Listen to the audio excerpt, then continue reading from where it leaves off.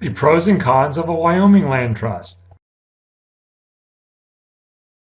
So in a land trust, say for instance you have two rentals, rental A and rental B, and these are all both inside of a land trust, right? And we'll just call that land trust, for simpler terms, land trust AB, okay? Or we could just call it trust AB, it doesn't matter, but for purposes of this, we'll call it land trust. So this is called Land Trust AB, okay? So in the Land Trust AB, you're going to have to name, right, a beneficiary, right? And so that beneficiary, if you're just going to name you or a person, here's the problem for that. This person will be exposed to any judgment on either rental A or rental B. So that's why you're going to have liability on that if you just have the land trust by naming a person as a beneficiary. However, if we change that strategy, and I'm just going to use this to copy over and name that beneficiary as an LLC, that's great news, right? Because what happens is, let me just scoot this up.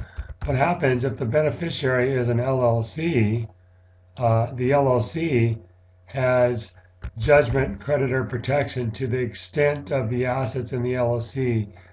Actually, in most states, the distribution out of the LLC to a person, which you can then change. So they have to get a judgment and then a charging order.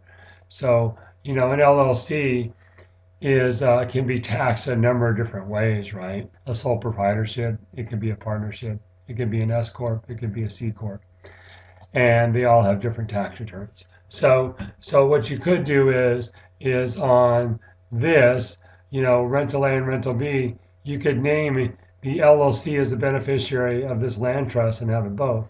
Now, you could also set up, right, something a little different, and you could have, land trust A, right, and then land trust B, right, and then so you'd have two separate land trusts.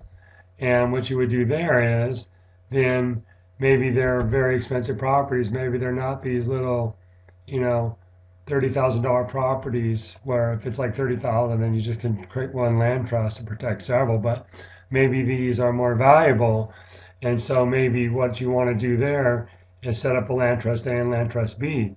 Maybe even want to set up and take it a step further so that the beneficiary has, two different LLCs. It could have LLC one or LLC A, right, and LLC B, right? So let me just copy that down. So it would look more like something like this. Uh, and so it would look like that. So you have a variety of options in setting these up. And then, of course, the last thing you want to make sure you do on all this is set up a living trust so that it all pours over to that so that you skip probate. Do that living trust or pour over down to that living trust so that essentially it would look something like this. This goes here, these both go here. So those are the things that you can look at when setting this up. If you have any questions, give us a call or click on the button for live chat. Thank you. The pros and cons of a Wyoming land trust.